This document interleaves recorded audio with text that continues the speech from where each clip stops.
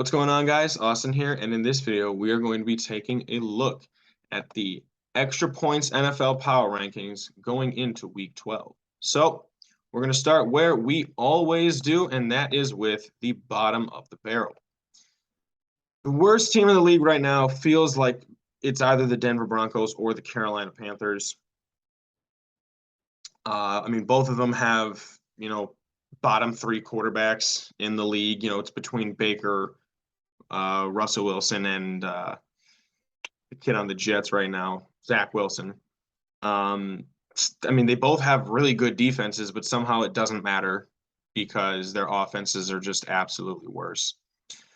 Texans, on the other hand, they feel like they have an okay defense and they have an okay offense, but they can't play from behind. As much as Davis Mills has been a very surprisingly good quarterback over the last 2 years, especially considering his draft position and the team that he has to play for.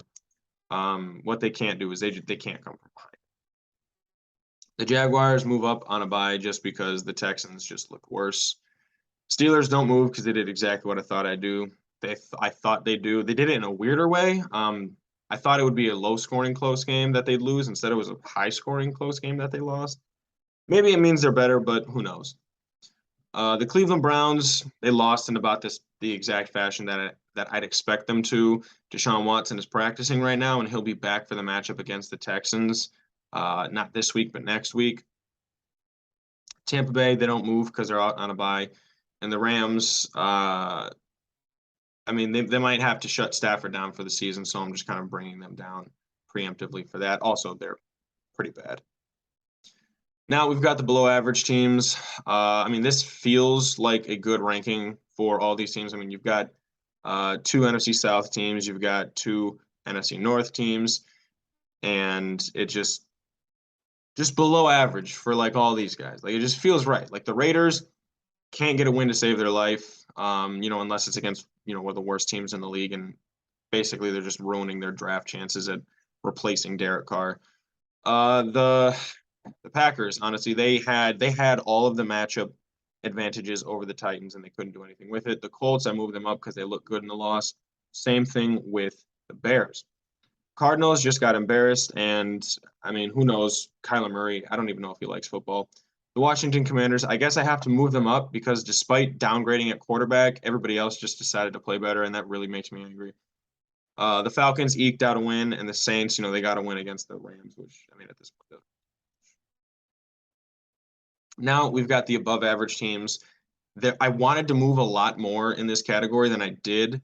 But there's so many teams that are like bunched up at the top and then in the middle that like I can't put the Lions below the Falcons. I can't put the Lions below the Commanders, below the Saints. It's ridiculous. You just can't. And I wanted to move the Lions up over the Titans, but the Titans didn't do anything to deserve moving down. They went on the road and beat the Packers on Thursday Night Football. The Giants, they lost to the Lions, and I predicted that they'd lose to the Lions because I think the Lions are a very good team. And moving forward, they're definitely playing a lot better than they have, at least in situational football, which is the only place where they needed help. Seattle doesn't move on a bye. The Chargers, they showed a little bit of grit. They, started to kind of put things together. Unfortunately, couldn't finish out the drive. But I'm moving them up mainly because they got Keenan Allen and Mike Williams back, and Keenan Allen looked good. So if they can both stay healthy through the rest of the season, this team is back to being one of the better teams in the NFL. New England Patriots, I didn't want to move them up because they beat the Jets, and that's just what they do. But they did beat the Jets, only give up 3 points and like 100 yards of total offense or something stupid like that. And in the most Bill Belichick fashion, they won on a punt return for a touchdown.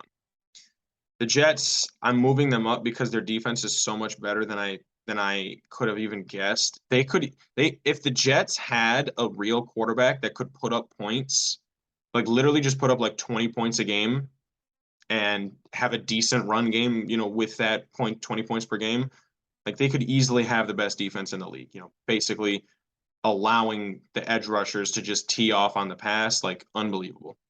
The Dolphins, I didn't move them because they're on a bye. I don't know if they're better than the Jets, but so far Tua hasn't lost this season, so I got to give them just a slight edge.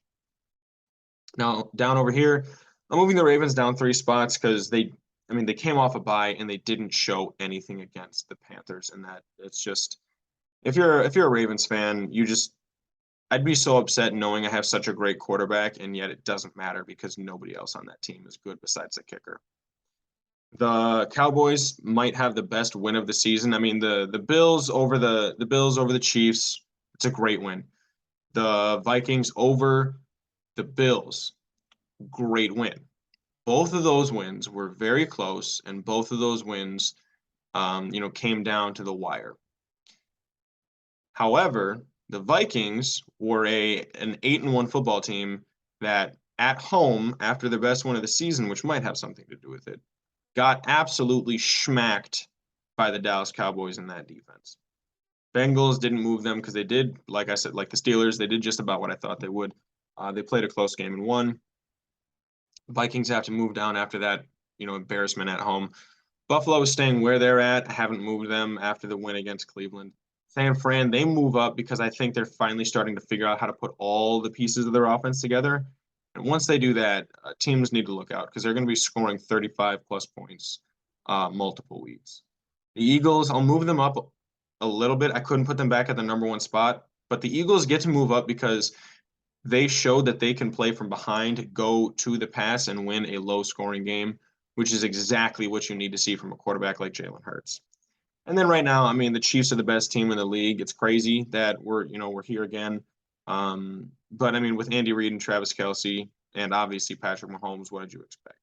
So the Chiefs bump up after their impressive win against the, almost said San Diego, whatever. You know what? F it. The San Diego Chargers. All right, guys, that is the power rankings. Let me know what you think in the comments down below. Like and subscribe and stay up to date on all of our future content.